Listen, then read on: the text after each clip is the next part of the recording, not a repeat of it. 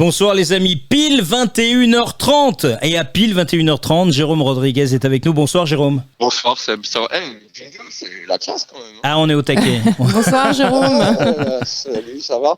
Non mais carrément quoi. On est bien là, on est très content de t'accueillir. Il y a du jingle, ça fait plaisir.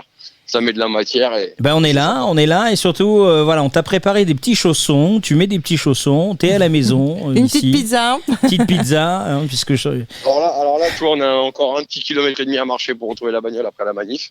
Ouais. Donc avant de penser aux chaussons à la pizza, ça va être compliqué. Ce sera tout à l'heure. C'est pour avancer plus vite. Ouais, dans une petite heure, elle a tout cassé peut-être. C'est pas la première fois que tu fais part d'un vrai ras-le-bol.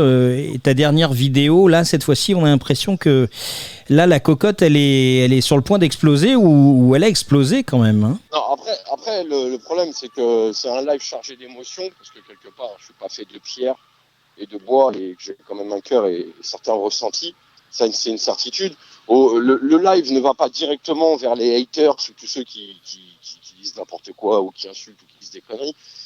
Moi, ça va plus avec ce que j'ai vu ces dernières semaines sur le phénomène gilet jaune, sur les messages d'origine, ceux qu'on était censé passer depuis le 17 novembre, et ça part dans tous les sens. Et aujourd'hui, moi, je suis fatigué, si tu veux, de faire la personne entre le marteau et l'enclume, avec le nombre de conneries que je peux entendre, le nombre de choses que je peux entendre, le nombre de gens qui ont la vérité absolue pour pouvoir aller au bout du mouvement et qui savent tout mieux que tout le monde. Ça me fatigue, ça me gonfle. On va faire simple. Moi, la semaine dernière, je vais à un rassemblement à Avignon, un rassemblement citoyen, une énorme émanescence de ce que peut être les gilets jaunes. Et là, tu te retrouves avec des mecs, alors passez-moi l'expression, je sais que je vais faire sursauter, mais j'ai pas pour habitude de mâcher mes mots, mais des mecs comme Richard Boutry, Francis Lalanne, professeur Fouillé, qui sont là, qui viennent nous dispenser la parole divine, qui vont nous dire comment on doit se comporter, ce qu'on doit faire ou pas faire. Mais ils étaient où, ces gens-là, pendant 2 ans et demi? Ils étaient où? Donc ça, c'est la première question que je me pose, d'accord? Quand tu vois que Lalanne est présenté à la tribune comme, enfin, le Français qui a ouvert les yeux, enfin, l'homme qui a ouvert les yeux aux Français, ouais, pendant ce temps-là, on a 30 qui en ont fermé un, il était où? Donc, à un moment donné, moi, toutes ces figures de style, où les mecs viennent vendre leur dossier en récupérant le mouvement des Gilets jaunes et que les Gilets jaunes battent tous des 2 mains, moi je vais vous dire, le vaccin, on n'a rien à foutre. Strictement rien à foutre. On est les premiers à gueuler liberté dans la rue, d'accord? Donc le mec qui veut prendre la liberté de se faire vacciner, il se fait vacciner. Point final. Le mec qui veut prendre la liberté de ne pas se faire vacciner, qu'il ne se fasse pas vacciner. Moi je ne vais pas prendre la tête à un mec qui veut se faire vacciner parce que moi j'ai décidé de ne pas me faire vacciner. C'est sa liberté de le faire. D'accord? À lui de m'expliquer qu'il veut se faire vacciner parce qu'il a peur pour sa santé et non pas parce qu'il a envie de prendre des vacances. Ça, au pire, c'est le meilleur argument que je pourrais recevoir. Mais dans l'absolu, il fait comme il veut, comme il le sent et comme il l'entend. Et moi, je suis fatigué aujourd'hui de venir voir Rodriguez en disant « T'es le représentant ». Déjà, je suis représentant de personne. J'ai pas le droit de dire ça. J'ai pas le droit de faire ça. J'ai pas le droit de dire ceci. J'ai pas le droit d'aller où je veux. Mais dans l'absolu, on n'est ni organisé, ni structuré. On n'a rien d'uniforme dans le mouvement. D'accord? J'ai pas à écouter les préceptes des uns et des autres. Si à un moment donné on arrive à se calibrer, à avoir une ligne conductrice, une charte, un écrit, un texte, un règlement intérieur, appelons-le comme on veut, à ce moment-là je me plierai et je dirai ce que les Gilets jaunes ont besoin de dire. Dans l'absolu, je garde ma liberté. Ça, c'est c'est un des problèmes majeurs. Aujourd'hui, les Gilets jaunes, moi je sais pas, quand on prend Francis Lalanne, qui nous a mis une belle douille au moment des européennes, ou encore sur les plateaux télé, quand je me pointe, on me dit vous avez fait 0,5%. En d'autres termes, fermez vos gueules les Gilets jaunes. On le doit à Lalanne. Et là, tout le monde l'applaudit des 2 mains, le mec. Mais personne n'a remarqué. Personne. Ouais, non, mais il y en avait. Personne. Je réagis à Faldi, écoute. Personne ne se souvient que le mec, il nous l'a mis à l'envers. D'accord? Et personne n'est capable de voir. Personne n'est capable de voir que le mec, quand il va chez Hanouna, à la fin de son entretien, il te vend un disque, une tournée et une pièce de théâtre à la rentrée. On sert à quoi, nous, les Gilets jaunes? À ça. Voilà, malheureusement, à ça. D'accord? Parce que moi, dans l'absolu, d'accord, j'ai aucune ambition. J'ai rien à y gagner. D'accord? J'ai pas de livre à vendre, j'ai pas de CD à vendre et je sais pas chanter. Et ça commence à me gonfler. Et surtout quand le mec, qu'il ait tapé ou pas le journaliste, d'accord? À un moment donné, tu te tiens. Si moi, au bout de 2 ans, j'ai compris que, même en étant un légendaire plombier, on va dire, que j'ai compris que la moindre erreur que je pouvais faire, que le moindre paix foireux que je pouvais faire en sorte que tous les gilets jaunes se retrouvent dans la merde, d'accord. Lui, ça fait 40 ans qu'il est dans le métier, il sait ce que c'est la notoriété publique, et il vient, il déconne comme ça. Et pourquoi faire? Moi, je vous garantis, j'ai fait une soirée avec Lalanne. Il sort sa guitare, il te met une ambiance de dingue. Il n'y a aucun problème. Il est vraiment bon dans ce qu'il fait. Mais continue à faire de la musique, mec, et laisse les dossiers importants à ceux qui s'en occupent depuis 2 ans. Défaut.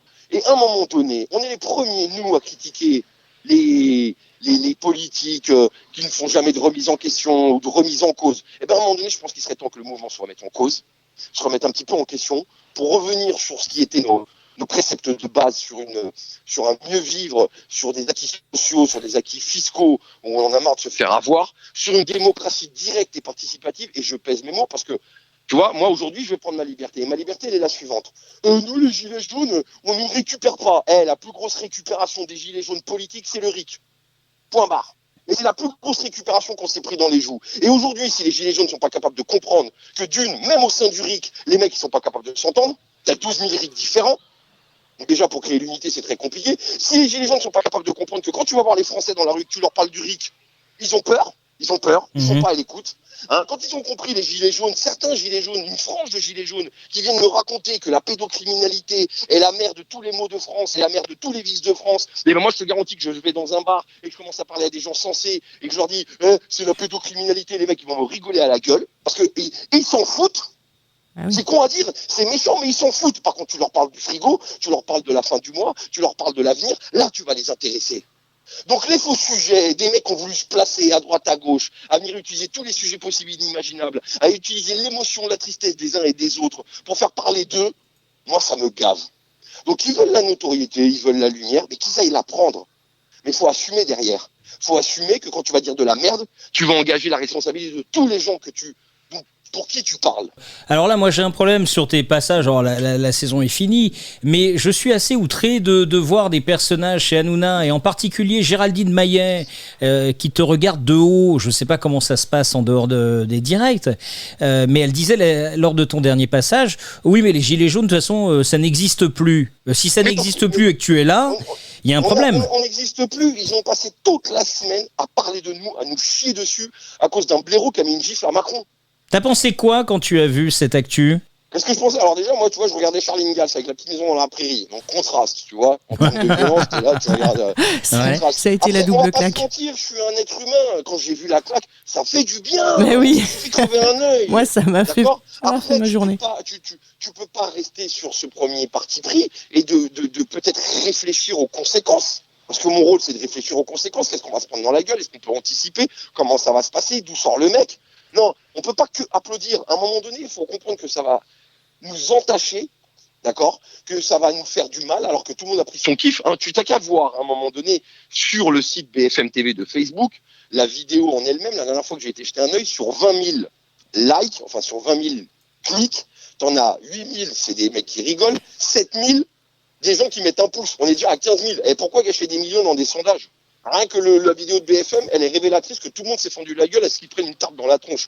Et moi, je le sais, personnellement, j'ai été me balader dans ma rue, donc j'ai les gens que je connais depuis mon enfance, j'ai dans mon quartier, j'ai des gens sympathisants ou pas des gilets jaunes, mais tout le monde a pris un kiff, quoi. Bien sûr. Oui, bien sûr. Tout le monde, je suis pas gilet jaune, Jérôme, mais alors Macron qui se prend une baffe dans la gueule, j'ai pris un kiff, tout le monde me le dit. Mais bien sûr, oui. Tu vois, c'est qu'à un moment donné, la personne, alors ils sont là pour nous faire tout un sketch, oui, le symbole de la présidence. Mais quoi, c'est pas la présidence, c'est un mec qui un jour a pris un micro et a dit, venez me chercher, d'accord? Il a fait la racaille, il a fait le bonhomme, comme quoi on pourrait dire, tu vois. Donc les gens, aujourd'hui, ils réagissent comme des bonhommes. Voilà. Même lui, à part respecter sa propre fonction, à faire des galipettes sur la pelouse de l'Élysée, et il veut qu'on le respecte derrière. Oh, je le répète, une équipe est à l'image de son responsable. Il respecte personne, personne ne le respecte. Voilà, et puis c'est quelqu'un de violent. Pour moi, je trouve que c'est quelqu'un de violent, politiquement parlant. Et il a en face de lui des gens qui sont violents aussi par moments. C'est le jeu, ma pauvre Lucette. Mais oui, c'est le jeu. Maintenant, au niveau des gilets jaunes, c'est simple. Moi, je demande une organisation. Je demande une structuration pour gagner en crédibilité, pour que le discours soit uniforme et pour enfin péter ce plafond de verre qu'on est en train d'installer au-dessus de notre tête qui nous empêche d'aller chercher les moutons, parce que c'est comme ça qu'on les appelle, ceux qui font pas partie des gilets jaunes, donc les moutons, pour pouvoir les ramener vers nous. Sauf que chaque troupeau de moutons a son berger. Et que le troupeau de moutons qu'on essaie de ramener vers nous, ils ont un berger. Et les REM, Macron, qui tu veux, ils ont leur berger. Pourquoi nous, on n'en a pas un qui, d'une, pourrait faire en sorte que notre troupeau puisse parler et marcher d'un seul homme? Pourquoi on n'a pas un berger pour aller chercher les autres moutons et leur dire venez voir les gars, l'herbe elle est plus verte de notre côté. Bon, en tout cas, on a peut-être le sentiment qu'elle sera plus verte. On n'a pas ce berger. Attention, quand je dis berger, c'est pas forcément un homme physiquement parlant, une femme physiquement parlant. Ça peut être un homme, ça peut être une femme, ça peut être un groupe d'hommes, ça peut être un texte. Et que le premier qui dérape, t'es pas gilet jaune. Oui, par contre, depuis le début du mouvement, les gilets jaunes ne veulent pas justement de représentants. On a essayé d'avoir des porte-paroles, tu t'en souviens? Ils ne veulent pas de chefs. Ils ne veulent pas des gens. Ni de porte-parole, ni de porte-parole. Mais alors qu'est-ce qu'on fait? On continue à gueuler comme un mur. Et c'est ça le problème. On continue à gueuler dans la rue, à se faire foutre de la gueule de par les gens. Ouais. Et c'est ça le problème en fait, hein, Jérôme. Je me souviens quand on a élu les 4 porte-paroles, hein, ça a fait aussi beaucoup d'histoires au sein des Gilets jaunes.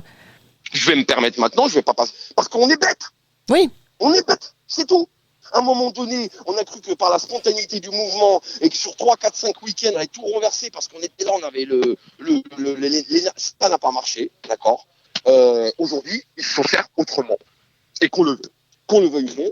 Moi, quand je discute avec les gens dans la rue, parce que je suis fatigué de parler à des gilets jaunes, ils sont convaincus, je vois pas l'intérêt. Mais quand je parle à des gens dans la rue, à un moment donné, je finis par manquer de matière parce qu'on n'a pas cette matière. Mmh. Tu vois, je peux même pas parler du RIC aux gens. Parce que même dans le RIC, les mecs, ils s'embrouillent. J'ai déjà eu Chouard au téléphone, même lui, il s'embrouille avec lui-même par rapport au RIC. Parce que c'est tellement compliqué, il y a tellement de notions, de choses, le révocatoire, le je sais pas quoi, l'universel, le tiers universel. Enfin, même moi, j'ai l'impression que je joue à un puzzle ou un casse-tête avec ce truc-là. Si à un moment donné, les Français t'arrivent, tu leur dis, ça t'intéresse une démocratie directe et participative, un truc où tu puisses t'impliquer et donner de la voix, pas uniquement en attendant les élections, déjà, tu vas beaucoup plus accrocher les gens que disant, le RIC, ça t'intéresse? Alors je sais que je vais me faire chier sur la gueule, il n'y a pas de souci, mais à un moment donné, moi j'adhérais à un phénomène de groupe, la démocratie aidant, si tout le monde veut RIC, on parle du RIC, mais à un moment donné, moi je vais faire comme tout le monde, et je vais le dire haut et fort, le RIC c'est de la merde, parce que aujourd'hui, moi j'ai pas le droit de pisser tranquille, parce que soi-disant je suis représentant des Gilets jaunes, représentant quand ça se passe mal, ah là Rodriguez il représente, mais alors par contre quand ça se passe bien, ferme ta gueule Rodriguez, on n'a pas de représentant, tu vois. Ouais. Moi je vis dans une ambiguïté au final. Déjà, je comprends même pas qu'on m'a pas coupé la tête depuis longtemps, d'accord, mais à un moment donné, stop quoi, stop. Moi, les mecs là, les Drouet, les Nicole, les Priscilla, les Boulot, j'en passe et des meilleurs, d'accord. En manif, ils me manquent. Ils me manquent pourquoi? Première raison, égoïste. Au pire, ça partageait le taf des flics et à défaut de les avoir que pour moi, il y en avait un peu pour tout le monde, d'accord. Et deuxièmement, l'exutoire que nous sommes. Que je suis au niveau des Gilets jaunes qui ont besoin de parler, qui ont besoin de s'exprimer par rapport à leurs propres problèmes, et ben ça partageait aussi le taf avec les autres. Tu vois? Donc ces gens-là, ils me manquent. Donc qu'est-ce qu'on fait? Où on va? On continue comme ça, à gueuler toutes dans les rues, un samedi pour les vaccins, un samedi pour les masques, un samedi pour telle personne qui va pas bien dans son bled pourri. On fait quoi? On revient à la base? On revient à ce pourquoi 80% des Français étaient derrière nous? Ou pas? Parce qu'aujourd'hui, quand tu vas parler de pédophilie, même la dette, ils entravent que dalle. Même la dette. Même quand tu dis au mec, t'as 45 000 euros sur la tête, t'as rien demandé, ils entravent rien. D'accord? Les gens ont besoin de mots simples, ont besoin de choses synthétiques. Les gilets jaunes, ils sont tellement passionnés par leur sujet, ils ont tellement faim, ils ont tellement envie, que les mecs, ils te font des discours à rallonge. Et à un moment donné, les gens, ils t'écoutent plus. D'accord. Oui, parce que ça part dans tous les sens en fait. Voilà, c'est ça. Et moi, je le dis depuis longtemps. Le problème que l'on rencontre avec les Gilets jaunes, c'est que on a oublié le pourquoi on était descendu le 17 novembre et on a raté quelque chose, je pense. On a raté quelque chose. Mais on a raté beaucoup de choses parce que tout le monde a voulu donner de la parole. Ouais. Moi, hier, j'étais sur un live, d'accord? Il y a un mec qui me dit, putain, moi, ça fait 3 ans et demi que je passe sur tous les lives, que je dis que moi, j'ai la vérité, que je sais ce qui va pas et qu'est-ce qu'il faut faire. Eh mec, il y a 2 problèmes qui se posent. Si t'es pas entendu, je vais être gentil, c'est sûrement un problème de méthodologie et qu'il faudrait peut-être revoir ta méthodologie pour être visible. Deuxième proposition, et aujourd'hui, je vais plus me gêner pour le dire aux Gilets jaunes. Eh ben, si personne n'a entendu, c'est que c'est peut-être de la merde. C'est que ce que tu es en train de proposer, ça n'intéresse personne. Parce que d'une, tu gueules ton idée. Tu la proposes pas, tu l'imposes. Nous, gilets jaunes, on a bien compris qu'on ne nous imposait rien. On nous propose et on dispose si on veut. Alors si toi, gilet jaune, déjà, t'imposes ta façon de penser à un mec qui n'est pas gilet jaune, tu l'as perdu. Tu l'as perdu. Mais moi, je te dis, parce que le problème du complotiste en soi, le problème du complotiste, des complotistes qui nous ont niqué aussi le mouvement, hein, parce que du ramassis de conneries, j'en ai entendu, mais le problème du complotiste, c'est pas qu'il soit complotiste, c'est la façon dont il s'exprime. Il a autant la vérité que ceux qu'on combat. Tu comprends ce que je veux te dire? Ouais. Lui, il a la vérité, donc toi, tu fermes ta gueule, Jérôme, parce que moi, j'ai la vérité. C'est exactement ce que font les consultants sur les plateaux. Fermez vos gueules, nous, on a la vérité. Donc forcément, un mec, ils n'ont pas envie de t'entendre. S'ils n'ont pas compris, les complotistes, que si eux, ils pensent avoir la vérité, on met la petite graine dans le cerveau de la personne, en lui donnant une information, que lui aille se faire son idée, que lui aille creuser l'information. Parce qu'à lui gueuler dessus pendant 1 heure pour lui dire que toi, tu as la vérité, le mec, il n'a qu'une envie, c'est de se barrer.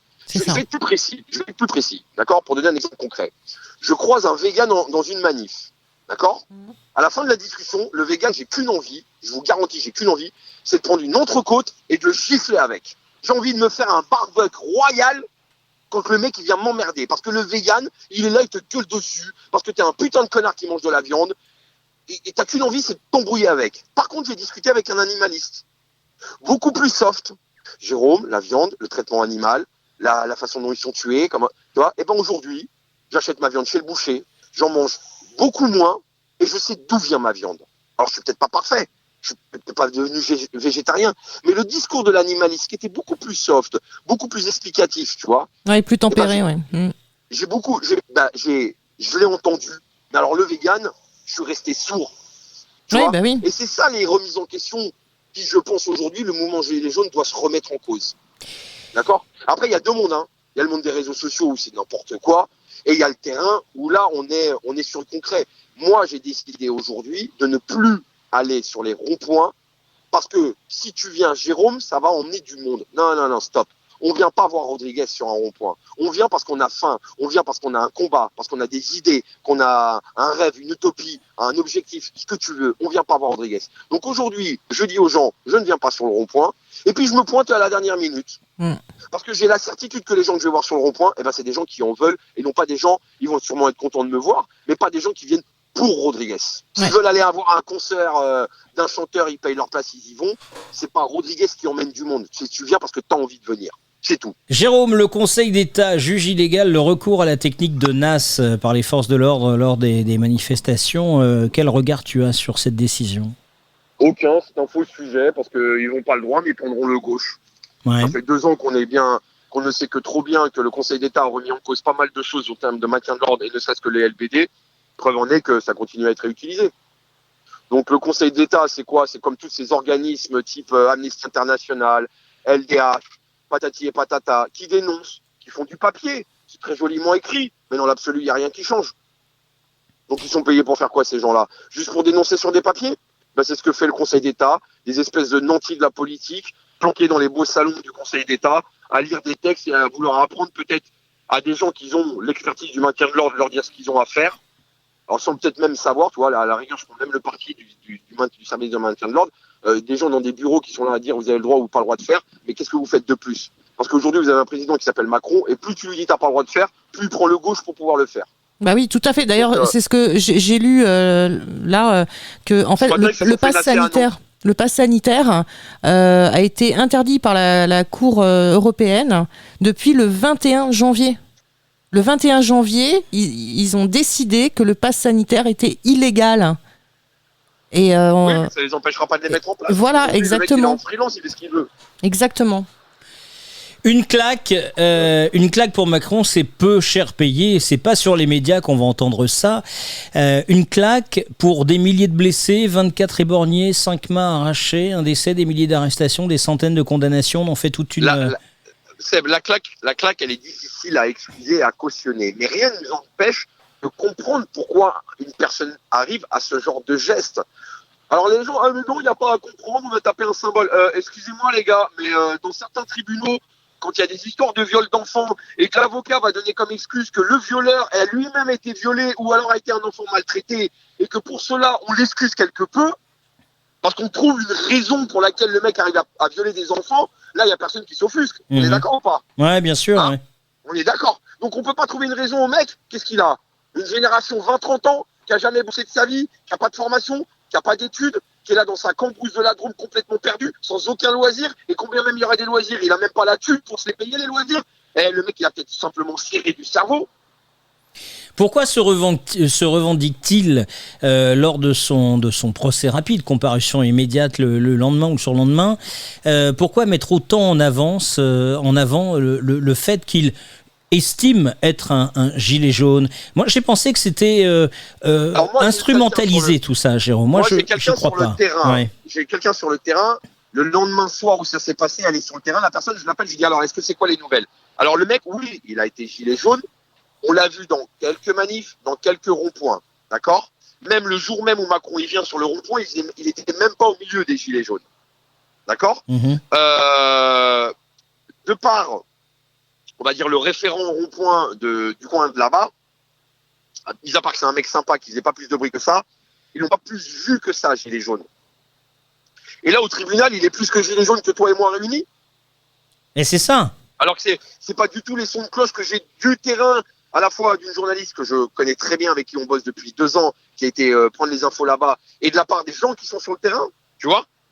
Ça reste, encore une fois, on va pas dire suspect, mais ça prête à question.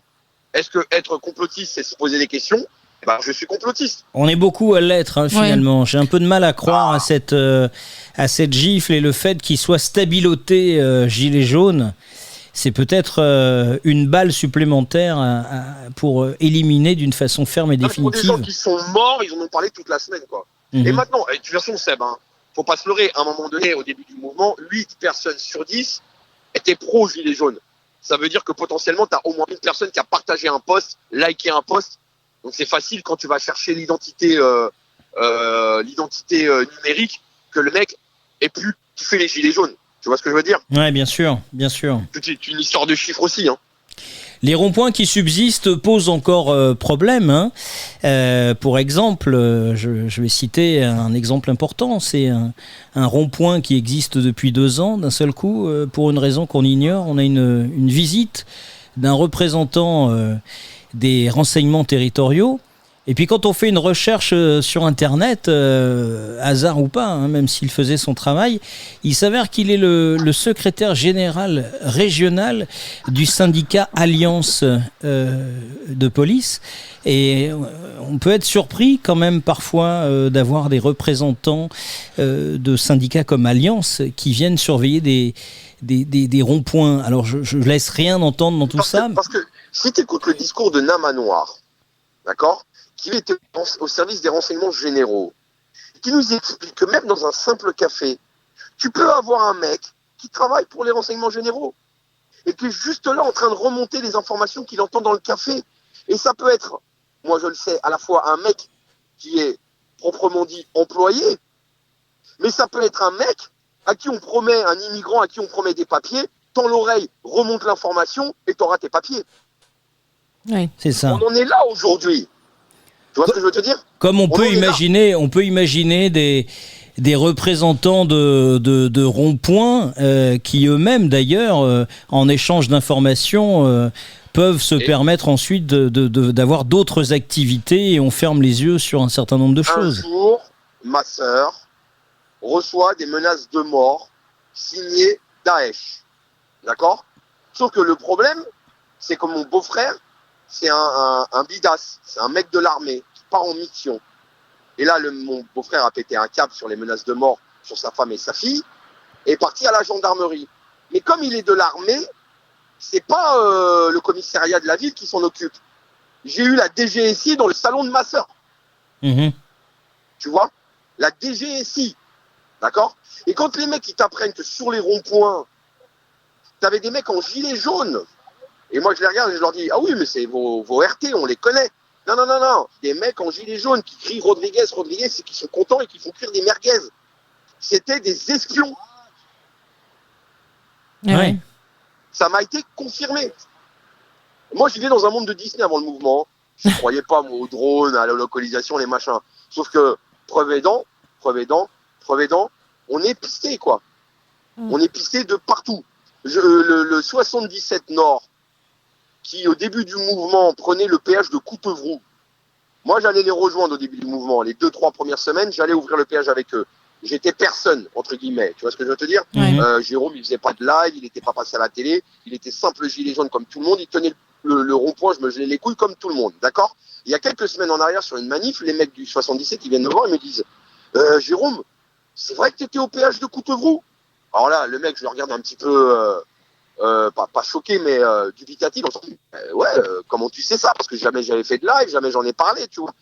Ils me disent, ah putain, les mecs des RG, ils avaient raison. C'est-à-dire que les mecs des RG ont été voir jusque dans mon passé où j'ai été chez les Gilets jaunes. Et ils savent que je suis passé par Coutevroux.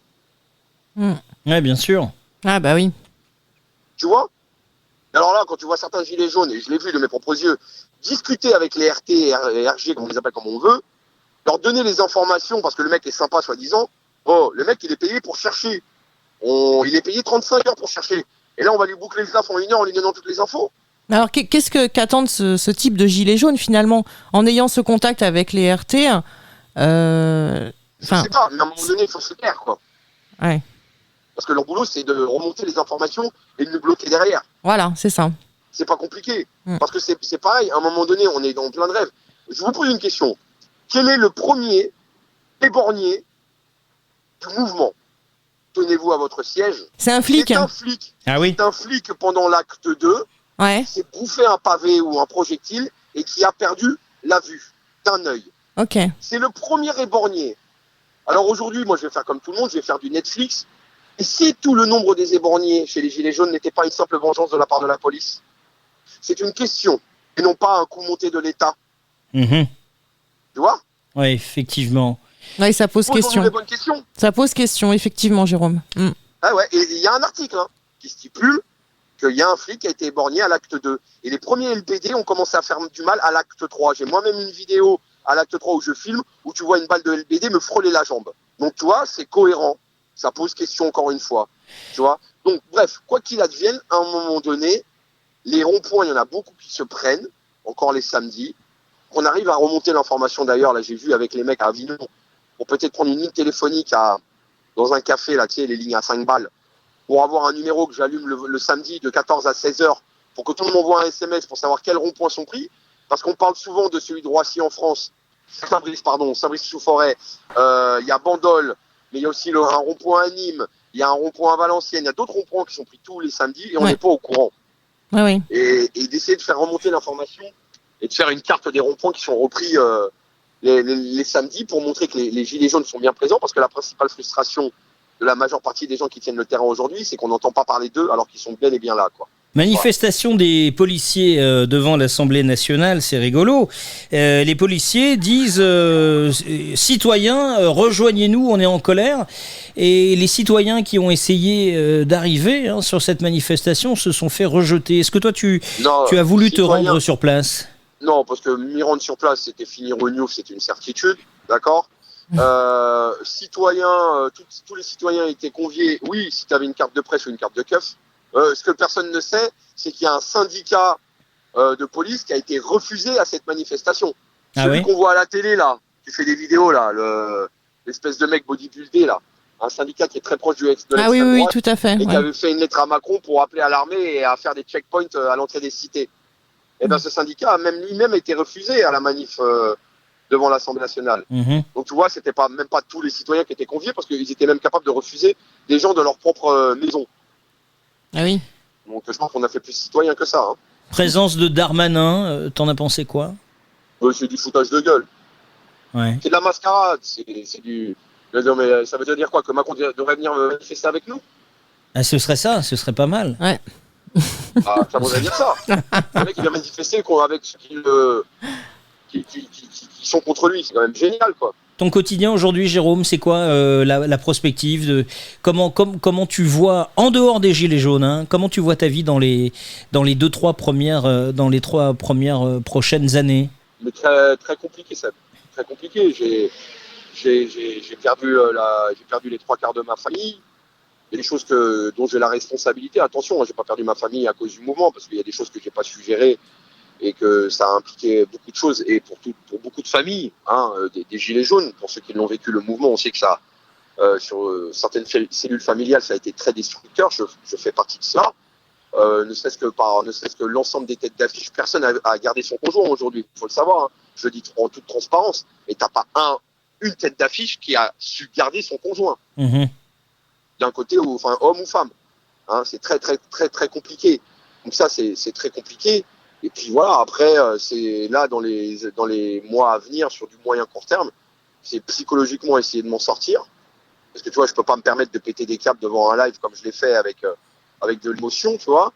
C'est humain, Jérôme. Oui, mais je sais, mais le problème, c'est que les décisions de cœur que j'ai pu prendre à la longue du mouvement m'ont coûté beaucoup plus cher que si j'avais pris des décisions stratégiques. Ouais. Tu vois, mais bon, tu restes. Voilà. La seule décision stratégique que j'avais prise, c'était par rapport à Bigard, et j'ai bien fait parce qu'au moins le mec, on l'a écarté du sujet, et il s'est même écarté tout seul.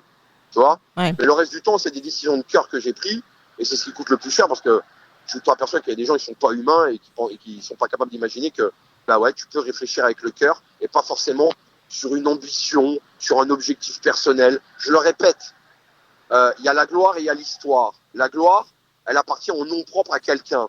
L'histoire, elle va appartenir à l'humanité. Moi, je me bats pour l'histoire. Mais c'est ta force, c'est bien. On t'en suit très reconnaissant. De tous, tu vois. Oui, bien sûr, mais bon. Hein, moi, quand j'étais à Avignon, ça faisait des semaines qu'on me cassait la tête pour venir à Avignon. J'ai dit, je viens pas. Je suis arrivé vendredi soir comme un cheveu sur la soupe. Ils m'ont étonné. Tu vois.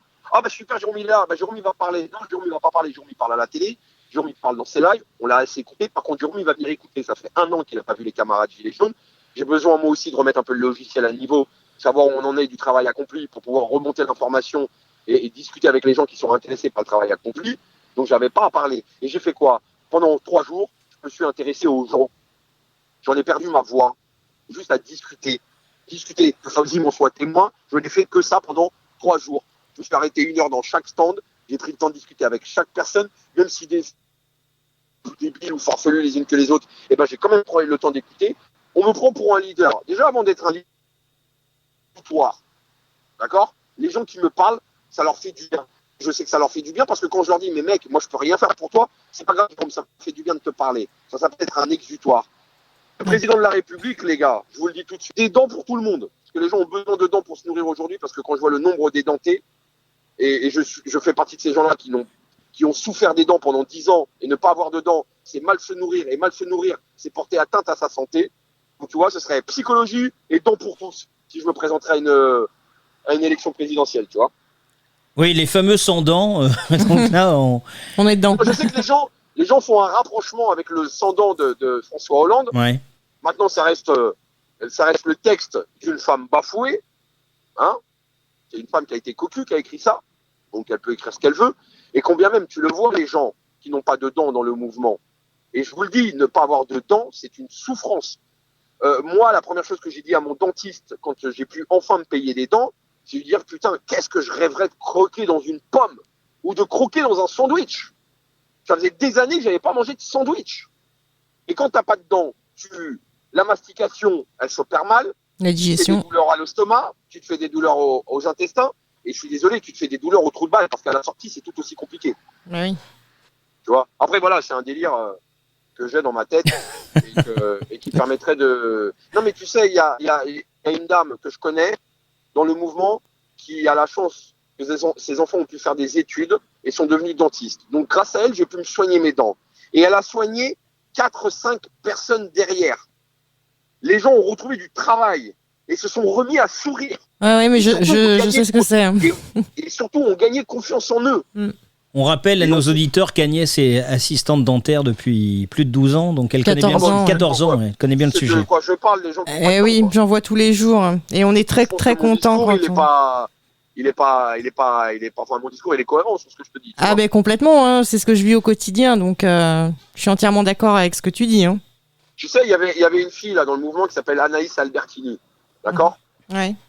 Elle gueule, on en pense qu'on en veut, et elle avait quelques dents, quelque part entre guillemets, contre moi. Et elle fait partie de cette personne qui avait des gros problèmes de dentition. Et un jour, je lui ai parlé par téléphone, et c'est comme ça que j'ai réussi à la calmer, en lui disant, mais tu sais qu'on est pareil, toi et moi, parce qu'on a la même souffrance, et je sais de quoi tu souffres.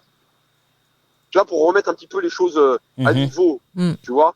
Et depuis ce jour-là, elle s'est calmée, tu vois. Ouais, elle a compris le message. Bah oui, parce qu'à un moment donné, on a tous les mêmes problèmes, les gars, hein, quelque part. Hein. Bien sûr, mais bien sûr. Quelque peu, en tout cas. cas. Par exemple, à Avignon, j'ai passé 3 jours avec les gens. On a dormi dans des bungalows avec des gilets jaunes, un ambiance gilets jaunes, tu vois. Et là, les gens ont la possibilité d'avoir accès à Jérôme. Pas Jérôme Rodriguez du mouvement. Voilà. Jérôme, tel que Faouzi me connaît, le mec qui s'est déconné, qui s'est déliré, qui raconte des blagues, qui s'est gueulé, qui a pas besoin de mettre de temps en temps des guillemets parce que il y a forcément une image qui est tournée ou tu vois ce que je veux dire? Bien sûr. Et c'est là où je me dis que j'ai réussi mon week-end, c'est quand les gens viennent me voir en me disant, ah ben putain Jérôme, on ne te connaissait pas comme ça, et ça fait du bien. Bah ouais les gars, je suis quand même un être humain. Hein. C'est pas parce que je passe à la télé que t'es forcément un intouchable ou tu vois ce phénomène magique que peut procurer le petit écran, tu sais, au final. Aujourd'hui, j'ai piqué une gueulante. Et t'as bien fait. Juste à un moment donné, voilà, revenons à ce qui était l'origine de notre combat. Et l'argument premier que j'ai à vous donner, c'est ce qui attire l'ensemble des Français hors du mouvement ou sympathisants du mouvement. C'est tout. Après, si les gens ne veulent pas entendre ça, moi je continuerai le boulot dans ce sens, c'est une certitude. Voilà la famille. On t'embrasse. Merci Jérôme. Bisous à vous, continuez l'émission. Ouais. Bisous à tous ceux qui ont écouté et puis on se tient au jus. Ouais, prends soin de toi. Pense à toi un peu. On se tient au courant pour le barbecue. Ouais, on est là pour toi. À très bientôt, Jérôme. Salut. Merci beaucoup. Bisous. On t'embrasse. À bientôt. 21h, 23h, la nuit écoute. Envoyez vos remarques, vos commentaires par mail à lanuitécoute@sebastienjoel.fr.